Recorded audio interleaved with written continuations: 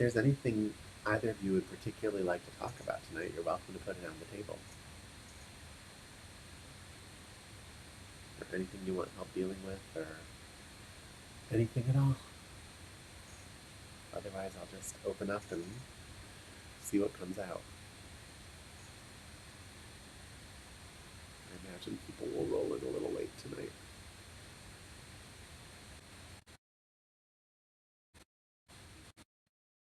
Okay. What are we Okay. Okay. And how about you, Marcy?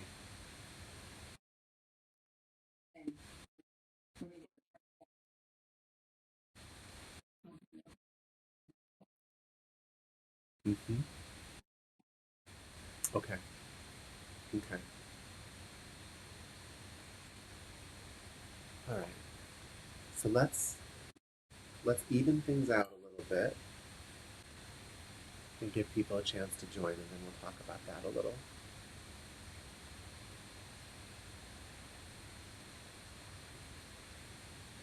Because you're right, they are the same question.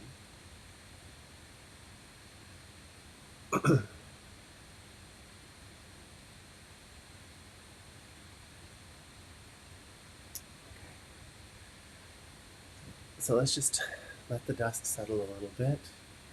Just kind of sink into the class a bit.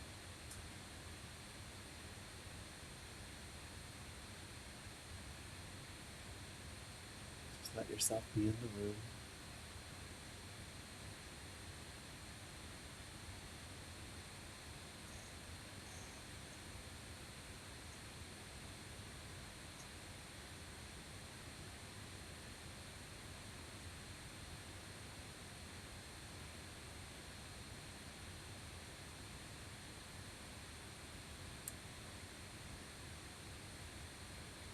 And now you're going to become the watcher of your breath.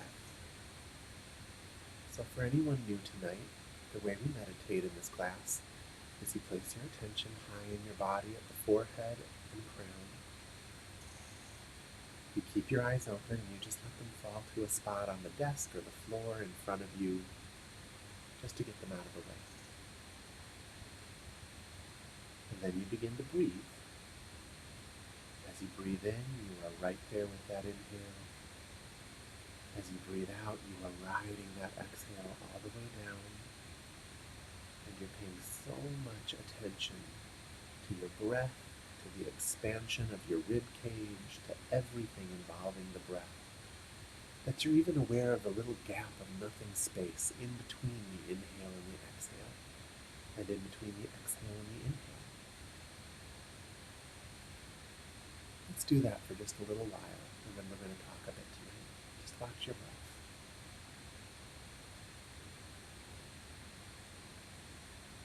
Give yourself a chance to center on something.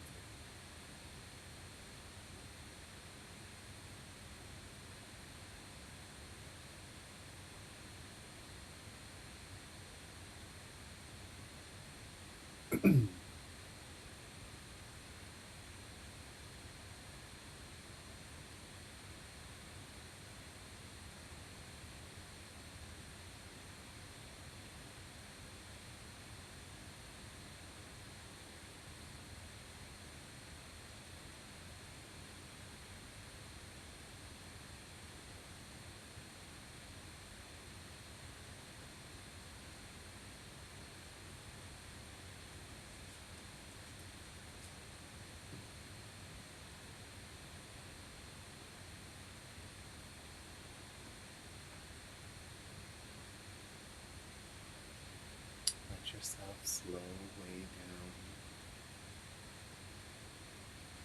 to meet this present moment on its own terms. Nothing to push, nothing to pull.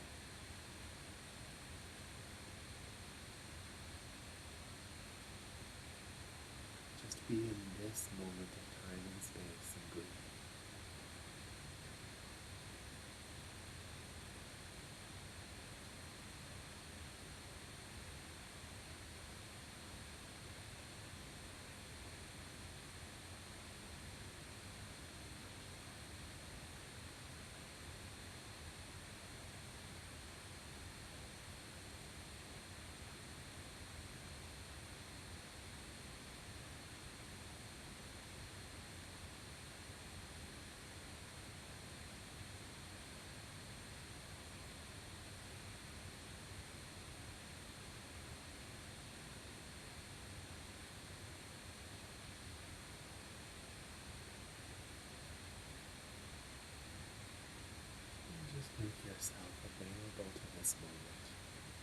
Let's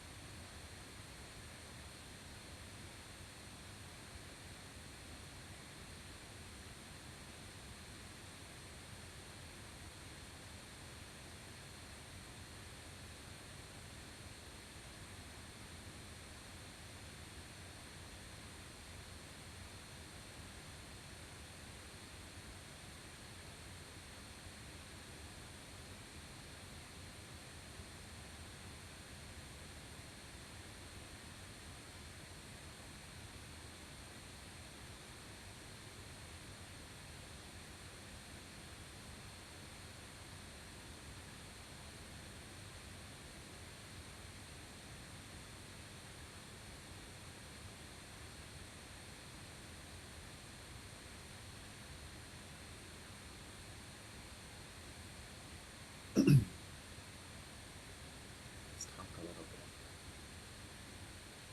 So there are a couple topics that were put on the table tonight, and they're both very closely related. One was, how do you deal with resistance? And the other was,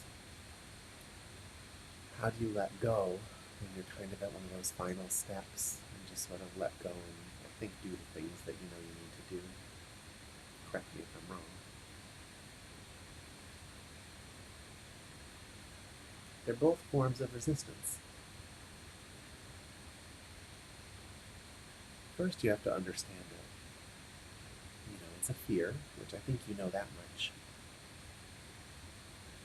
But what you might not realize is that at a deep level, the fear you're experiencing is a fear of death.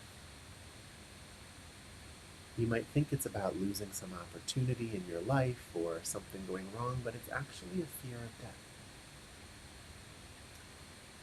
The fear of death is the fundamental human fear. Every fear you have of change, every fear you have of things not ending the way you want them to end, you know, for the story to not have a happy ending. It's what that fear is, right? It's what you're talking about when you say resistance. It's a part of you that is resisting taking the next step because you're afraid that it's not going to go in the direction that you need it to go.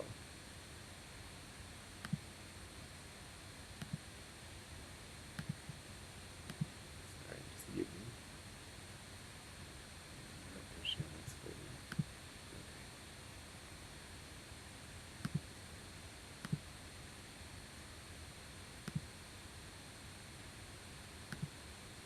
Sorry, guys.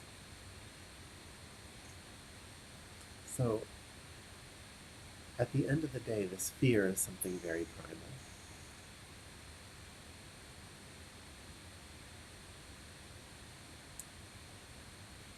To conquer it, you only have to die.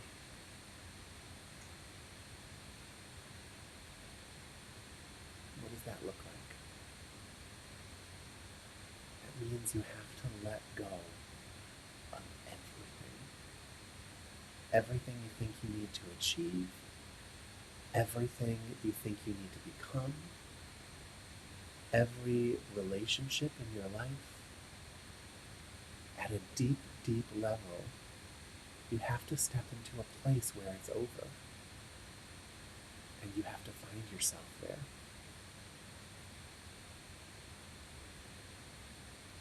This place is the nothingness.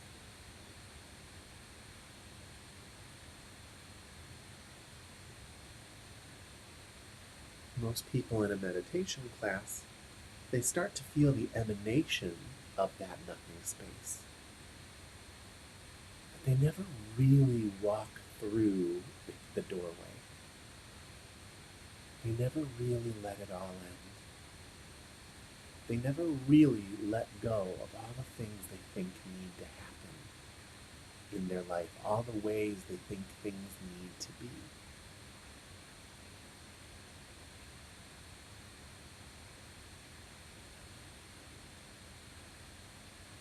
But you have to be prepared. You have to be prepared to die. Because we're all in a mortal body, and everything in our head and everything in our body will eventually rot into the ground. And that's the reality. We are all walking towards that.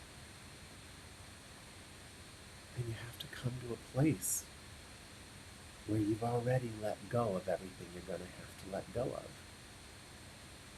You know, you don't actually lose it. It's all kind of magnetically glued to you until that final moment. But in that moment, anything you're hanging on to is going to make what comes next difficult. So a spiritual training is always a training in how to die. It's the ultimate letting go. Let there be no misunderstandings. I'm not saying anyone needs to hasten their death, just in case I'm overworked and my words are slurring. But this resistance that you feel, it's because you're not ready to die. And I think most people would look at that and say, well, of course I'm not ready to die. Who's ready to die? But you guys are spiritual students. Some of you may have a lot of different teachers, but you're the type of person that shows up for a class like this, which means you're someone who should be ready when it's time. And when you start to see fears, you let them go because they're just kind of showing you something that you're still hanging on to. Let me give you some small examples, because there are many little deaths along the way. And I still find things that I don't realize I'm attached to that that life just shows them to me, and then I have to let them go. I remember back when I was working with my teacher still, I was on our monastery. It was my job to ring this bell 4 times a day before every meditation session that we did. And we were at a phase where I was being worked into the ground. You know, I'm one of those people, my body is just not made for physical labor, and I don't just say that out of laziness. I've had enough experience with it to know that it's just true. And I was in constant construction mode, and our teacher was so stuck on all these things that needed to happen that she didn't even realize she was kind of putting us in danger. But you know, there's that part of you that gets so drained, right? And you're almost empty inside. But there's this sort of composure and this dignity that you're trying to hold on to, this promise to yourself that at some point you're going to get the rest that you need. There might not be a lot left, but there's a little left. And you're sort of preserving it when you're in a place like that, where you're walking around just exhausted like that. And I remember just kind of limping my way up to this damn bell. And I was sort of like, you know, my body's very sensitive to people's feelings. And, you know, people were visiting the property that weren't sleeping at night. And so they were keeping me awake every night, like I could feel them.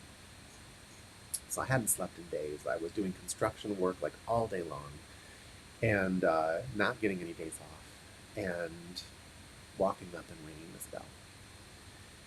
And the bell had problems, you know, because we all have our issues. And the bell's issue was that the mallet was always getting misshapen, and if you hit it the wrong way, it would make this horrible sound. So I hit it the wrong way, and my teacher came out, and just berated me for it. She just, said a bunch of mean, unnecessary things without any real sense of like the big picture.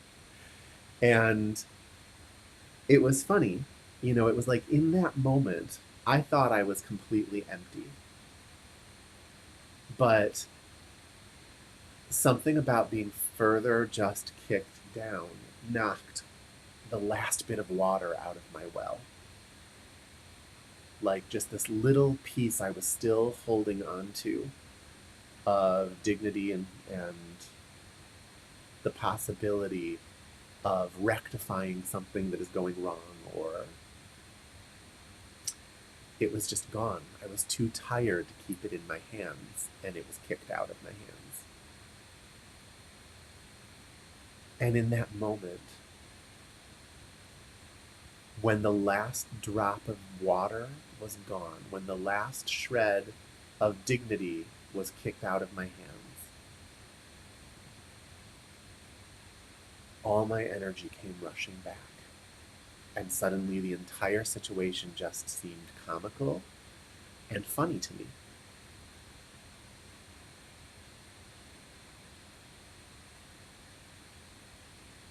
And I was able to go on. And the teaching there is that you really can't be hanging on to anything and expect to have the resources that life gives to you. You have to let it all go.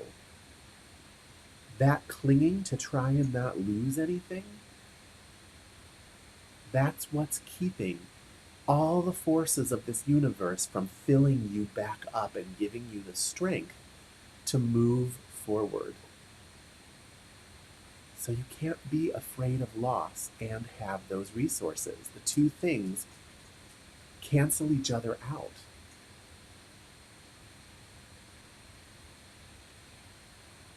You have to be willing to lose that last shred. Now, the beautiful thing about life is that it is always kicking it out of your hands in some form or other. You know, the monastery I was on didn't do half as good a job as just what life did after I left it. This week alone, I'm in charge of the clinical guidelines in my field. And it's a thankless job. It pays next to nothing. And you basically end up the scapegoat for anything that goes wrong, and other people take credit for everything that goes right, even though you pretty much did all the work yourself. So, I had this thing happen where the people who were supposed to collect the data ended up not really doing it with the integrity that they needed to do it. They made a whole bunch of mistakes and then, handed me the data. And I ran the statistics based off that. We wrote a guideline. We spent 2 years working on it. It went into early publication. And I get an editorial written from these people in China who just went through and did a psychotically close review. But it turned out there were just a million little mistakes. They weren't mistakes that changed the findings, but they changed, almost every single statistic a little bit. Which means we'd have to publish what we call an erratum, which would actually just make the guidelines look terrible, right? It looks horrible. The optics of it are absolutely horrendous. I was given an opportunity to just go in and fix it and give an acknowledgement on the guideline to the people who pointed out the mistakes. But that meant 12 hours of working yourself into the ground. And so I did it, and it's all fixed. I did something that honestly, I don't know who else could have even done that in 12 hours. It's a very specific skill set. But I'm just very struck by the fact that if anyone ever really finds out about that, or if we do end up having to post an erratum, it's all going to fall on me. And it's not because I did anything wrong. No one could have expected me to know that that was going to happen. You have to trust the data that people give you. Everything was done in duplicate. And when you look at the people who get credit most of the time for things, they're often not the ones that actually did the work, you know? But so there's this kind of hodgepodge of stuff that I went through this week that, frankly, I'm just always amazed at how it changes you. You know, first you're just horrified that this is happening, and then it's like very quickly, especially if you're practicing spiritually, this thing comes up and it just scours off that part of you that cares that it's happening. You know, what scoured off in me this week was the part of me that I didn't even realize I was hanging on to it. But this part of me that cared if everybody thought I screwed up, right? You know, and it wasn't as simple as, well, I know it's not my fault. That really wasn't it. It was like, even if it were my fault, this idea that I'm going to be perfect was hanging on. And it really needed life's challenges to enliven it so that I could let it go and be that much more prepared for that moment when I'm going to have to let go of everything. So even as a spiritual teacher, you know, the further you go, you'll find little stuck spots. And nothing is better than life at scouring those things off of you. But the way it does that is through horrible, horrifying situations, things that you're terrified of. And so you have to just show up for it. First, you have to look up and say, well, if that happens, it happens. And that it can be anything from your worst case scenario to death itself. And you just have to decide that's okay. You have to actually make friends with that. But the way you practice that friendship is in meditation. You let go of everything. You let go of your definition of everything in the room around you. You let go of your own name. You let go of everything being the way you think it needs to be. And you just step forward and live the moment in front of you. You know, if you're sick, you go to the hospital and you do what you need to do. But you do it dispassionately. And if you get bad news, then that's just the path you're on. And you walk that path. Your lives have been full of bad news. You've had so much bad news. Has stressing out over it ever really created a major improvement? Has walking that path destroyed you? No. And yet you look up and you look at the path before you and you know that there are some forks in the road and you don't know which way it's going to go. And so you resist taking a step at all, or you just resist letting go of your fear.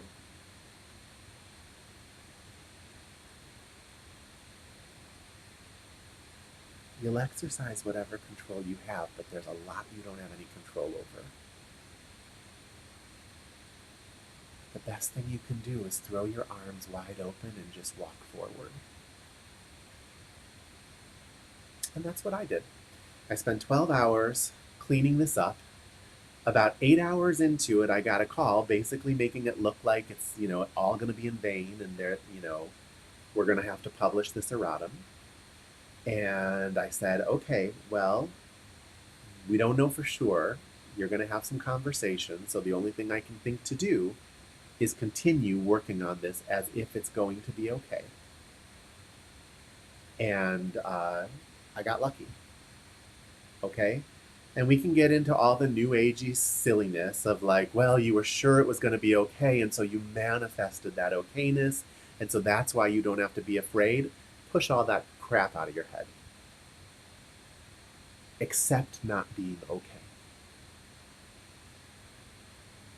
Step onto that path willingly if it presents itself to you.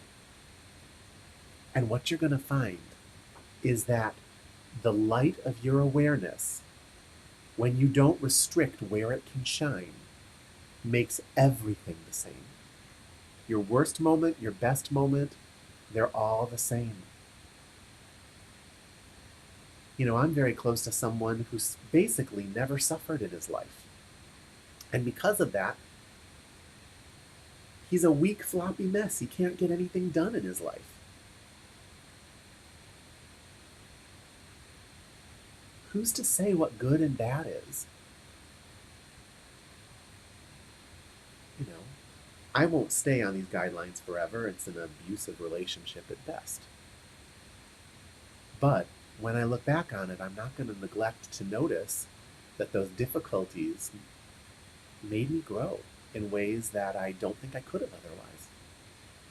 And your difficulties are doing the same thing. So, if there's a step you're afraid of taking, you have to get comfortable with stepping into a potentially bad situation. You know, don't put yourself in physical harm if you can help it. And if you can't help it, accept it. Let it be okay. Step onto that path wholeheartedly, with your eyes open. And what you're going to see is that if you're not holding anything in reserve, there's not some part of you saying, well, maybe if I just wish hard enough, it won't happen this way. Or maybe if I, just, it's like a man losing his hair. Maybe if I just put on a hat, it'll be okay. Or if I don't lose any more, all of these little things that you do to try and hang on to the last 2 drops of water in your well, let it go. Throw yourself open to what's in front of you and step forward.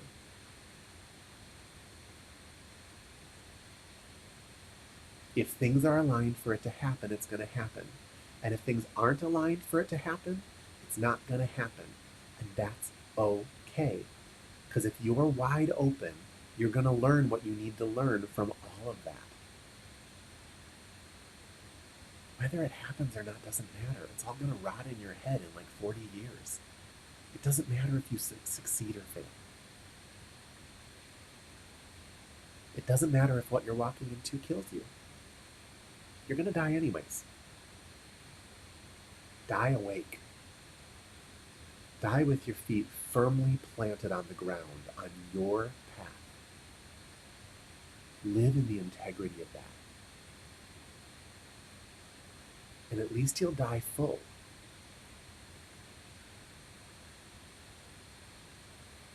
At least you'll die in a state of expansion.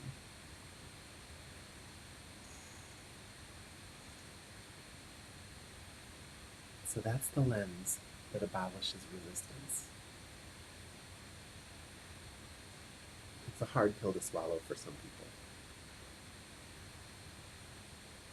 But that's the road forward. I have so much I'm on top of right now in my life. There's no way to succeed at all of it. I have to be okay with failing here and there. I have to. And there are things I could do to wish different circumstances forward, but all of that is just a manipulation of the flow of life. Life doesn't need to be manipulated. It's perfect. You're experiencing exactly what you need to be experiencing. Step forward into what you're afraid of. Throw yourself open and step forward. And use your meditation to practice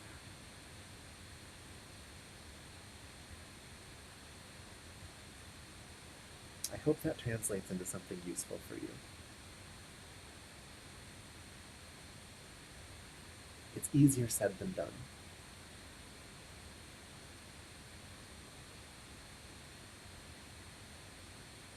Just remember, you're not here for everything to be easy. You came to the wrong place. That is not what this plane of existence is about. You're here to grow as quickly as possible.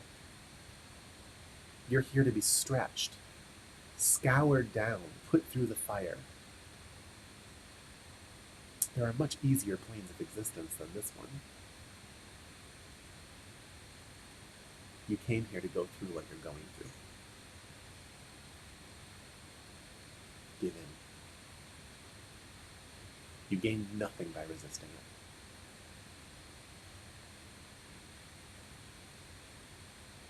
it. And a moment will come when it's too late to give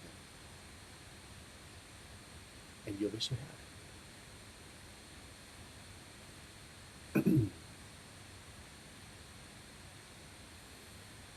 Are there any questions or concerns or what ifs? Anything at all you'd like to talk about? You can either put it in the chat or you can unmute yourself.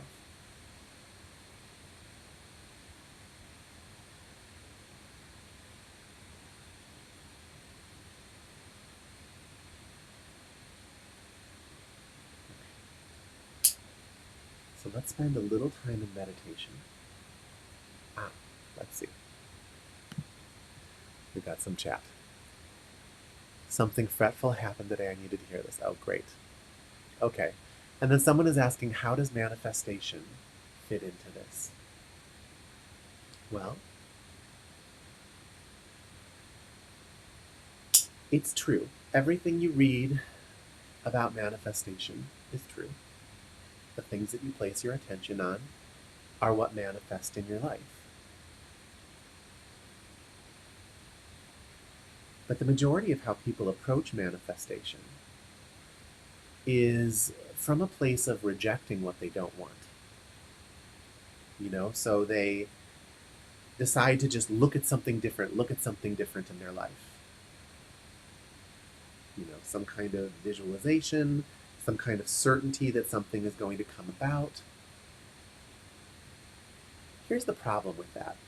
I'm not saying it's wrong, and I'm not saying it doesn't work. It absolutely works. Everything you know about manifestation, it works.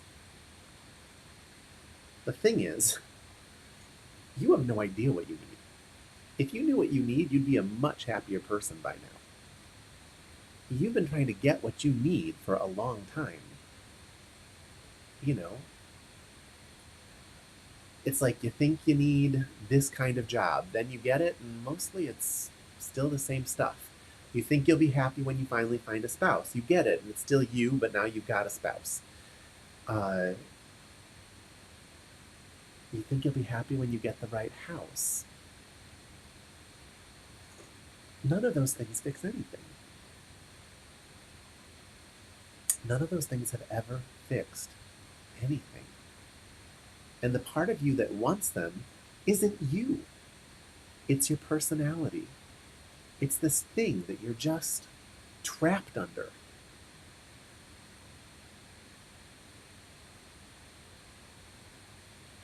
So you're basically just a puppet, manifesting all the things that it says it thinks it needs. But it has never once made you happy. I mean, it's given you some upswings, but they all come crashing down. It's never given you lasting happiness. And you have to kind of just sit with that and come to see it.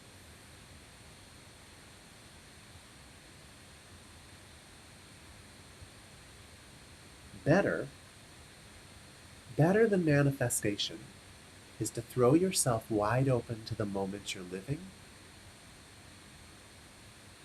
and then just let your interests guide your attention in that moment. You will pull beautiful things out of the woodwork in that way, but it'll happen organically. If you do that, if you're open and quiet inside, you'll find that teachers show up in your life and direct your attention in a very organic way. And then things start to change. If you practice meditation, that'll happen as well. But if you spend a bunch of time trying to visualize what you want, it's really just the same thing you've been stuck in the whole time. Only now you've got a house. It's not going to make you happy. Some people have to get it to see that, so go ahead and get it. There's no harm in it. But that's not a spiritual thing. That's just working with the mechanics of life. So someone is asking, how do I stop worrying overall?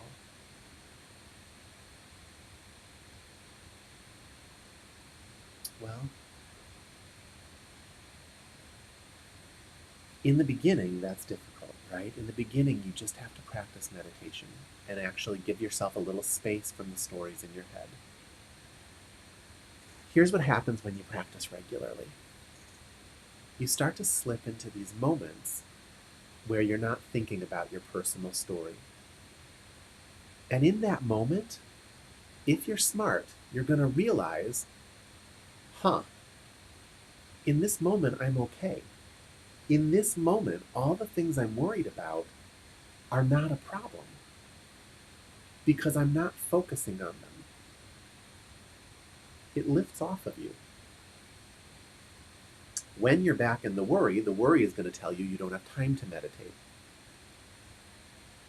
And so you won't. But if you do, if you decide that you're just going to set a time every day to do it, then what's going to happen is you're going to get this little break from it. And you're going to notice the implication of that is that the problem with all the things that you're worrying about is just the fact that you are hard focusing on them. A shift in the attention and the problem part of it goes away. And what did you change? Did you change anything in your life to make that happen? Did you fix any of the problems to make that happen? No. You just shifted your attention to something else. So the way you stop worrying is you get control over your attention. So that when you then get a little break and you decide to shift your attention back to whatever it is that needs your attention, you start coming at it from a place that is, I'm going to fix what I can fix, and I'm going to surrender what I can't do anything about. Because the worry isn't real. The worry is just a product of how you're using your attention. The problem isn't causing the worry. The worry is turning the circumstance into a personal problem. So you have to get control over your attention to see that for yourself. Just hearing me say it's not enough. You have to have the realization. So start with 15 minutes a day of meditating. 15 minutes of just sitting, watching your breath, and not playing with the things that pass through your mind. If you can do that, you'll start to get a hold of it. And I teach this class every week. You can keep coming back here and we'll keep working together and you'll get better and better at it. And just through our own connection, you'll start to understand me better and I'll start to understand you better. All right, let's see. How do I stop my racing thoughts in the middle of the night? I haven't been sleeping good lately. Okay. That's a good question. I think the best thing you can do is go to my website, bodymindtapping.com. I'm going to type that in right here. And teach yourself EFT. All right? So I have a guide on there that is EFT tapping for anxiety. Why don't you go there and use it? It's free, and you can teach yourself that system of dealing with your problems. And in the night, when you're having trouble sleeping, sit yourself up and use that system. Tap on all the things you can't get out of your head, everything you're afraid of, get really specific with it. It's a one-page guide with many videos. And if you go all the way through it, you will come out of it really well versed in tapping. And you'll have a tool you can use in the middle of the night.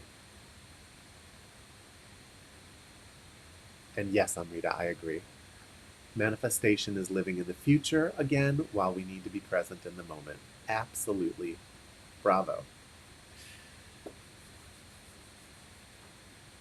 Okay, guys. Anything else before we meditate in this meditation class?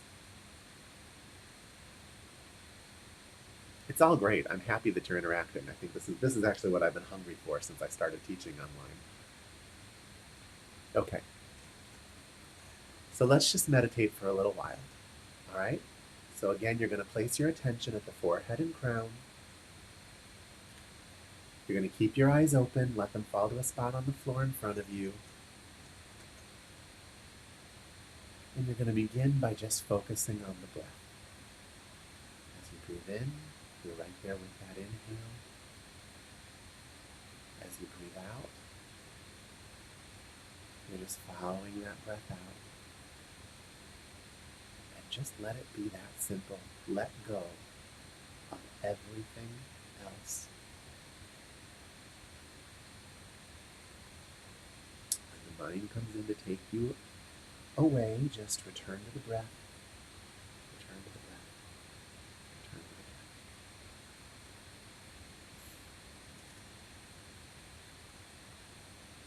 Let your worries be the worries. Let your body be your body. Let the room be the room. You just be the watcher of your breath, gently giving to breathing in, breathing out, and nothing else.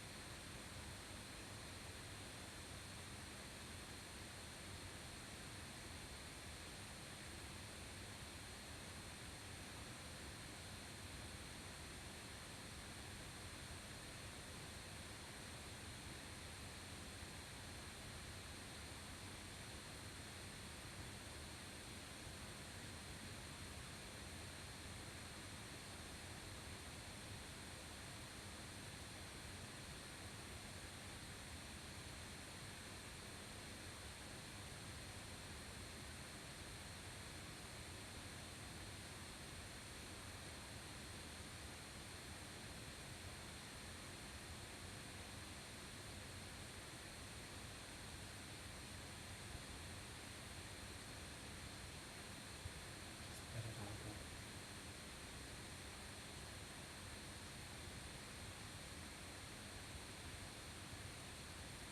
None of it has to be anything.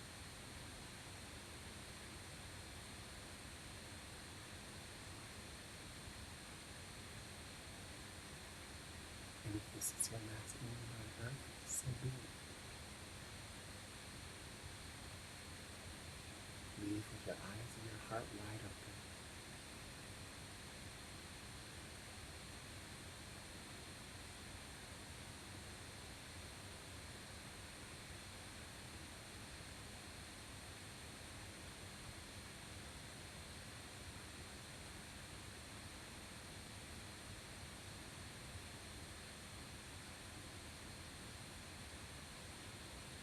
Don't be afraid to lose the things that are most precious to you, because you are going to lose them.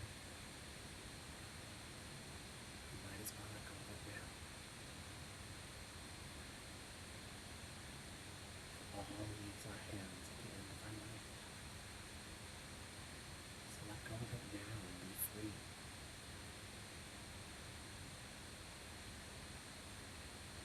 Give yourself a chance to see who you are without all of that clutching.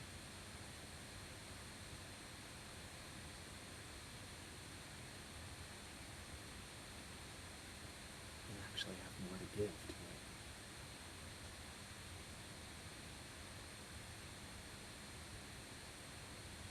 More mental and energetic resources.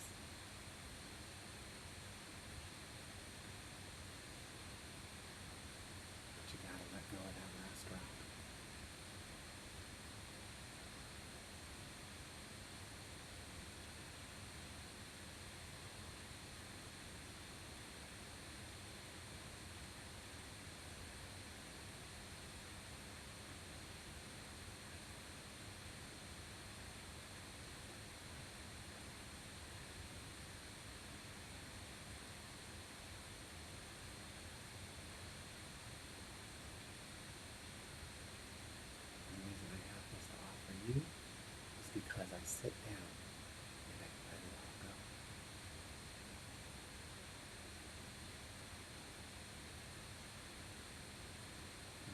flows me. What flows through me is the real part of you. So you can feel it. That's why you come here. You have that too. Just let it all go, and there it is. I'm not special.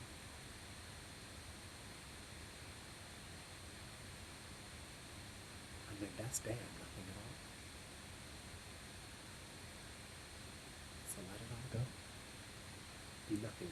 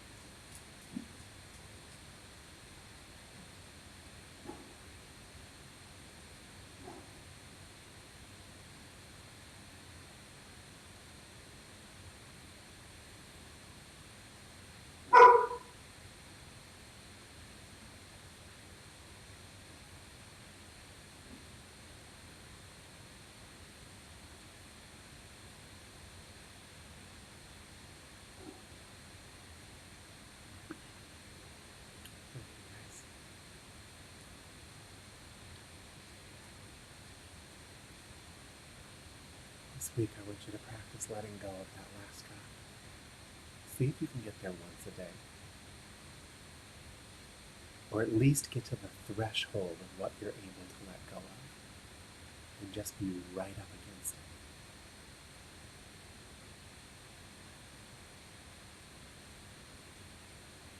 And as you're watching your breath and the silence comes in, see if you can just abandon yourself to it.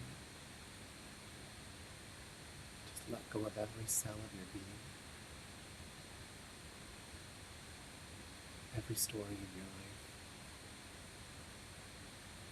every role that you play. See if you can spend some time not being a mother or a father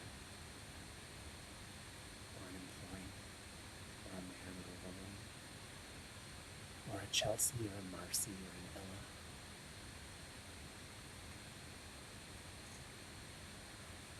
See if you can just let it all go and just be with the big, vast everything that's left.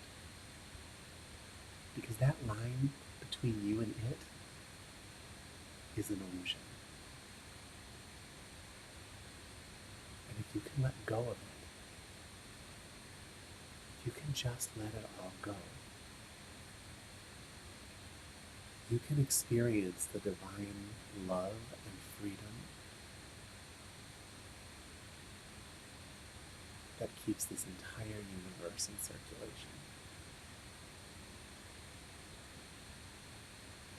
All the things that you think are wrong are balanced out in the big picture, and you can actually slowly learn to live from that space.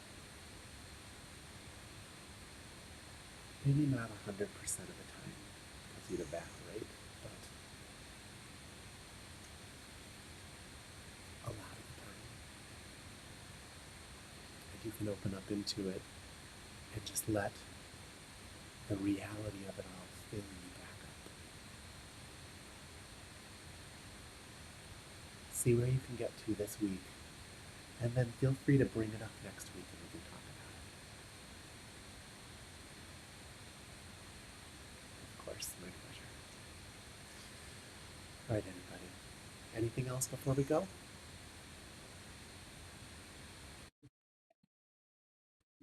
My pleasure, Bob. Nice sitting with you guys. Absolutely. I'll see you all next week.